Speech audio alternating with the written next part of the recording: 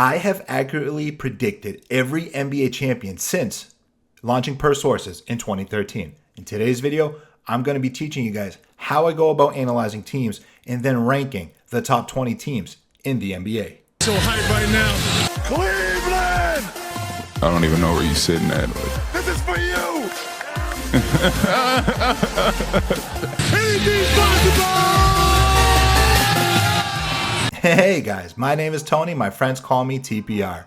Before getting into the video, you guys should comment who you think is going to make it to the NBA Finals. That way we can look back and see who was right. Technically, I've ranked every NBA champion correctly since 2008, except for the 2011 Dallas Mavericks. At the time, I was still a college student and I wasn't following the NBA full time the way I've been doing for the last 8 years. And that NBA champion in particular taught me a lot about the NBA and really opened my eyes to how to analyze teams and what to look for in NBA champions. Yes, I do believe in advanced analytics. However, I also really believe in the eye test. Advanced analytics are a good starting point to understand the team's identity. Now, let's take a look at the 3 metrics I care about the most among the previous NBA champions leading back to 2008. Miami Heat team that made it to the bubble against the Lakers in the NBA Finals and the Miami Heat team this year are no mystery to me. If you look at the most important stat in the NBA, in my opinion, and that is assist percentage. Offensive and defensive rating help tell the story of who the team is. What is their identity? What are they focused on? However, assist percentage lets me know if your offensive rating is legit, is it going to carry into the playoffs, and are you running an unpredictable offense? The importance of assist percentage has only increased year after year. How did the Mavericks beat the Miami Heat? They moved the ball. How were the Warriors so dominant? Not only did they have top tier talent, they were unpredictable. Well, TPR, what about the Bucks? What about the Raptors? I think there's legitimate argument that if the teams that they were facing leading up to the NBA Finals or in the playoffs were healthy, these two teams would not be NBA champions. Now, yes, you do play against the teams that are in front of you. You can't control who you face. What do all these teams have in common? For the most part, they have a top 5 or top 10 player in the NBA. Someone able to take their game to the next level and dominate like we saw last season with Giannis Antetokounmpo. This was an attribute that was missing in Devin Booker and Chris Paul during last year's NBA Finals. They did not have someone who could match Giannis Antetokounmpo in the Bucks. And when the NBA playoffs got tough, when everything got tight, they stopped moving the basketball. They became a little too predictable for Giannis and company. One of the hardest parts about figuring out who's going to win the NBA championship, once you start getting into the details, right, getting into the micro, trying to figure out each team, is figuring out who were they during the regular season and can they maintain that deep into a playoffs run. For that reason, there are some players I simply do not trust to win it all based on history. I did not think for a single second that Chris Paul could win the NBA Finals last year. Yes, you need a decent defensive team. Yes, you need a good blend of youth and veterans. You need to have a decent offense that is relatively unpredictable and a top tier player that can take over the game, especially down the stretch. In most cases, I do have to add one caveat. This rule on ranking teams and players does not apply to LeBron James. That is, we're talking top 1, 2, 3 of all time. This generational player, he can control the game at his own tempo. The rules don't exactly apply to LeBron James teams. Independent of him, I don't care who you're going up against. These metrics generally tell the tale of who a team really is. Now let's dive into the top 20 teams in the NBA. At number 1, the Golden State Warriors. Now, I'm not one of these people that hopped on the bad one midway through the season. I was tweeting in July of 2021 that the Golden State Warriors were heading to the NBA Finals this season. The Warriors check all the boxes. They have the youth. They have the veterans. They have that top tier player. They are consistently the best passing team in the NBA. And combine that with perhaps the greatest defender of all time. Yes, there is an argument for Draymond Green to be the greatest defender of all time. He is a first ballot Hall of Famer. He is the most underappreciated and underrated player in the NBA. You are very lucky if the heart and soul of your team is a top tier defender, a very tenacious leader, and a selfless basketball player. The last time we saw the trio of Steph Curry, Draymond Green, and Klay Thompson healthy, they were a dynasty. Now you add Kuminga and Jonathan Poole to that mix, good luck to the Western Conference. If healthy, I truly believe the Golden State Warriors will be your 2022 NBA champions. At number 2, it feels so wrong to say it, but it's the Brooklyn Nets. We all know deep down that the Brooklyn Nets are the best team in the Eastern Conference if, and that's a big if their team is available to play in the playoffs. Guys, to be honest, I don't need to see what Ben Simmons looks like. I don't need to see Kyrie on a consistent basis. I just need them to be there. Combine that with one of the all-time greatest players in Kevin Durant. Yeah, I'm trusting Kevin Durant over a lot of other guys. The Nets had 2 weaknesses, shooting and a big. They landed both with that trade with Philadelphia. If healthy, is there any reason to really doubt the Nets? I can't think of one. You tell me. At number 3, the Miami Heat. If you've been following Per Sources for the last few years on Instagram, you already know I am a career Miami Heat hater. As a lifelong Boston Celtics fan, this one hurts.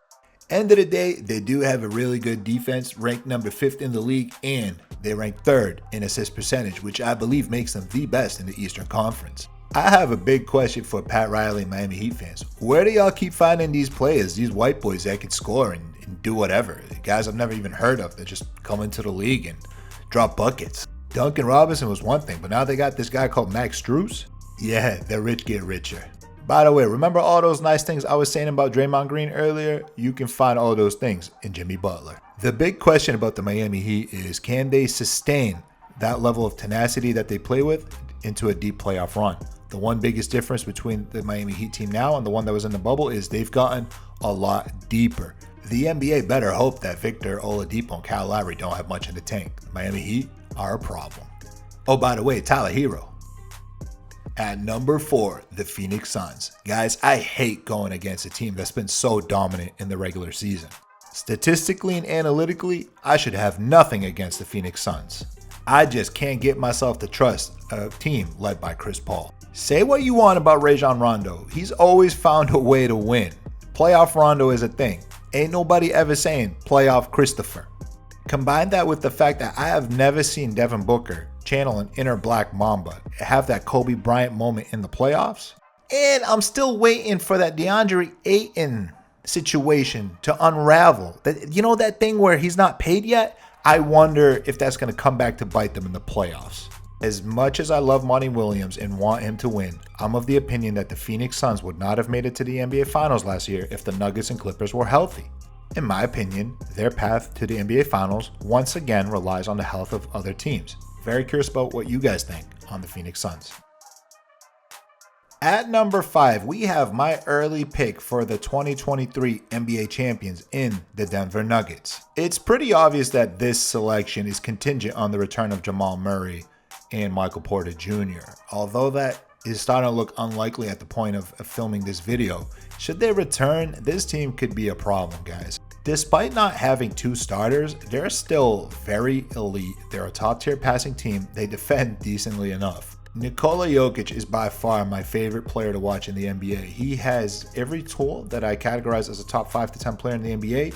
Nikola Jokic is the real deal, and I need to put this on the record. One of the greatest centers of all time, not just this generation. I'd really like to see this team healthy. If they're not healthy, they'll be a tough out. If they are healthy, they are a problem. At number 6, the Boston Celtics. Somewhere in America, there's a white guy saying, defense wins championships. This season, we're going to find out if that is true. For years, I have said that the Boston Celtics' biggest weakness, I've made several videos on this, several articles, is their passing. They are too predictable. They are too selfish. Well, that has changed in 2022 under Ime Udoka. Although the Boston Celtics were an abysmal passing team to start the year, they have improved to become one of the best passing teams in the NBA as they ramp up for their playoff run. I have one major concern about the Boston Celtics. When it gets tough down the stretch, they still revert back to the old Boston Celtics. They had 16 assists versus Luka Doncic and the Maverick. You can argue that the Boston Celtics are the best team on this list. However, I need to see which version of the Boston Celtics shows up in the NBA playoffs. The only way for me to consider Jason Tatum a top 10 player is if he keeps passing the way he's been doing this season. If he does that, yeah, good luck to the rest of the Eastern Conference. If you're still watching this video, go ahead and drop a deer emoji because the Milwaukee Bucks are up next at number 7. If you think me ranking the Boston Celtics above the Milwaukee Bucks was highly questionable, While I agree with you, I had to really question myself and dig deep when ranking the Bucks below the Celtics. Here's the deal, guys. I love Giannis Antetokounmpo. I am the biggest Giannis fan on the planet. Everything about that kid, there's just nothing to dislike. I love Giannis. He reminds me a lot of Kobe Bryant from a personality standpoint. He's just a lovable guy that turns into a demon on the basketball court. However, did you guys all forget that we all considered the Milwaukee Bucks the dumbest team in NBA Finals history? The absolute dumbest team. The team that had it all, had all the tools. All they needed to do was move the basketball, and they would just demolish teams on the way to the NBA Finals. They got a lot better during their playoff run. They started moving the basketball. However, this year, they're a lot worse at moving the basketball, and that concerns me. I am not ready to go through another roller coaster of watching the Bucks frustrate the heck out of me, especially when the rest of the Eastern Conference has gotten a lot better. And speaking of teams that frustrate me, look no further than the Utah Jazz, the Milwaukee Bucks of the Western Conference, except they do not have a Giannis Antetokounmpo. The Utah Jazz are running the Portland Trail Blazers, the Houston Rockets offense without having Damian Lillard or James Harden. And guess what? It didn't even work for those teams. I don't understand how the Utah Jazz continue to do the same thing year after year. They refuse to move the basketball, they continuously get worse at it, and they just chuck up threes. The definition of insanity is doing the same thing over and over again and expecting different results. The Utah Jazz on offense are the definition of basketball insanity. They are formidable enough to beat most teams in the NBA. However, they don't impress me, they don't wow me, they don't make me feel like I'm watching the next NBA champion. They do have the number one offense. They are more stacked than the teams below them. I just don't trust them. And the Utah Jazz are very lucky that they're not going to match up on number 9 on this list, the Dallas Mavericks. On the original article I wrote on PerSources.com, I had a few teams over the Dallas Mavericks. I'm probably going to edit that now. They don't check the boxes for me analytically, statistically, any of the other metrics I look. They check one major box, which is the Luka Doncic box. Very similar to LeBron James, this team is going to be able to accomplish things that other teams cannot simply by having a top-tier generational player. Luka Doncic reminds me a lot of a LeBron James hybrid with Kobe Bryant. A lot of people compare him to Larry Bird. They have the ability to torch teams with their 3-guard rotation. The Mavericks have a very easy assignment. Play defense at an elite level and trust Luka Doncic to do the rest. Can they do that consistently in a 7-game series? That is the only question left to be answered. Luka, on the other hand, has proven that he can take over playoff games. On to number 10. I just know that Bulls, Sixers, and Grizzlies fans hate me right now, but bear with me. Yes, it's the Minnesota Timberwolves. Don't get me wrong, these cats have a lot to prove to NBA fans. However, they're having a decent season, they're moving the basketball, they're defending, they're fun to watch, and they have multiple guys that can score in different ways. I've been enjoying watching the Timberwolves this season, which is a breath of fresh air. I haven't been able to enjoy them for many years. It seems for the first time since Thibodeau left, Karl-Anthony Towns is not allergic to winning. He's ramped up. He's tenacious. He's scoring. He's doing things other big men cannot dream to do. They are a fun team to watch. I'll be honest with you guys, I'm looking for a Paul George Indiana Pacers moment from Anthony Edwards. I think this team embodies his energy. I think he's the best player on the Minnesota Timberwolves. He's the future of the franchise. I'm very excited for Anthony Edwards this NBA playoffs. At number 11, Cleveland, this is for you. That wasn't me. That was LeBron. Jared Allen really makes you think that the Cleveland Cavaliers won the trade with the Brooklyn Nets. He's been a great fit with Darius Garland, who's emerging as an all-star point guard. I just love everything about the Cleveland Cavaliers, adding Lauri Markkanen, having Kevin Love and Shetty Osman off the bench, Rajon Rondo, championship playoff Rajon Rondo. Cleveland Cavaliers have a good blend of talent. They can score multiple different ways, and I really like what Kevin Love can add to this team. You know, he's a champion. He's a veteran. Him and Rondo, right? They can add a lot of experience to this team as, you know, they embark on their playoff journey. And lastly, if you guys saw my video on Evan Mobley, you already know I think very highly of him. I think he's probably the rookie of the year and the most NBA-ready player. For right now, he is the best rookie. Health is the only question for me related to the Cavaliers in terms of how deep can they go in the playoffs. They're really fun and they're really hard to score against in the paint. I'm excited to watch the Cavs. They're a fun team. On to the next team. Now let me start by saying, I'm pretty good at what I do. A lot of you are going to think I'm insane for ranking the Memphis Grizzlies at 12th, but I'm not insane. Here is what I love about the Grizzlies. They are virtually unbeatable when Ja Morant is not in the lineup. When Ja Morant is in the lineup is when I start to get concerned. Yes, Ja Morant is the Memphis Grizzlies' best player. Yes, I love everything about the Grizzlies. I wish Desmond Bane was a Boston Celtic. I love Steven Adams for life. But I have a lot of questions about Ja Morant. It's the same type of questions we all had about the Boston Celtics coming into this season and in 2021. When Ja is not in the lineup, that ball zips around. The Memphis Grizzlies are very hard to predict. When Ja is in the lineup, it's a little bit different. I start to get concerned, and you should too. Does Ja Morant want to win? Is he capable of playing team basketball, or is his natural instinct to be the hero, to carry the game, to put the team on his back, is that going to take over? Because if that Ja Morant shows up, the Memphis Grizzlies are not going to win. He's not good enough to do that yet. If he shows up and plays as a part of a team basketball unit, the Memphis Grizzlies belong way higher on this list. I've seen him lose twice to Luka. I don't trust Ja Morant. I don't trust the Memphis Grizzlies, and neither should you. Yes, they'll probably beat the Timberwolves in the first round, but keep in mind that these rankings are based on their likelihood to make it to the NBA Finals. In the end, rankings are independent of matchups. Sometimes matchups really do matter. Better pray they don't see Luka though. At number 13, the Philadelphia 76ers. No, I'm not trolling, and no, I'm not crazy. You guys are crazy if you think I'm trusting Joel Embiid and James Harden to get it done. I have a serious question for y'all. Would this team score 50 points a game if they weren't afforded 100 free throws a game?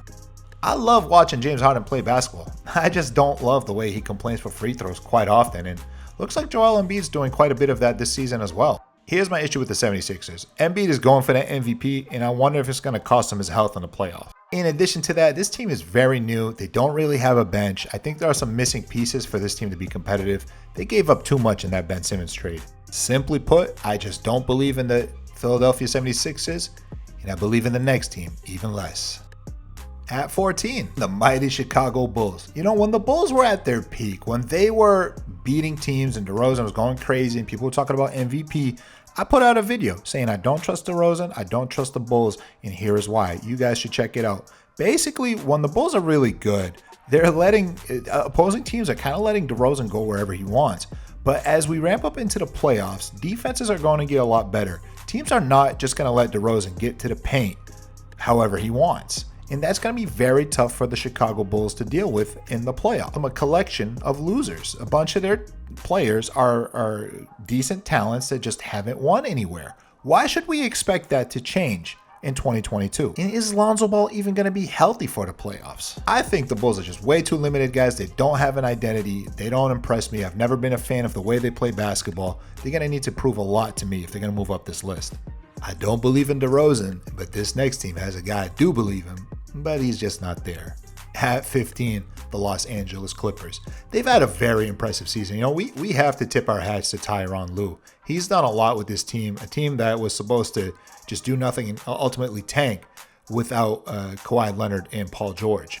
However, you have to give Marcus Morris, Reggie Jackson, and company a lot of credit. They've been fighting all season. They refuse to go down. They refuse to just waste a year of their lives because they don't have their all-star, superstar teammates. It's just sad because the only way this team goes anywhere is if Paul George and Kawhi Leonard come back, and that's still up in the air. You know, we hear whispers that Paul George might. It's unlikely that Kawhi will, but if they were to come back, this team could be very dangerous. They move up this list. But without those guys, it's hard to imagine them winning a first-round series. They might be able to win in the play-in tournament and get in, but you know, we have to respect the Clippers season, but they're just not good enough to win it all. The possibility of Paul George coming back keeps the Clippers ahead of the number 16 on this list, the Atlanta Hawks.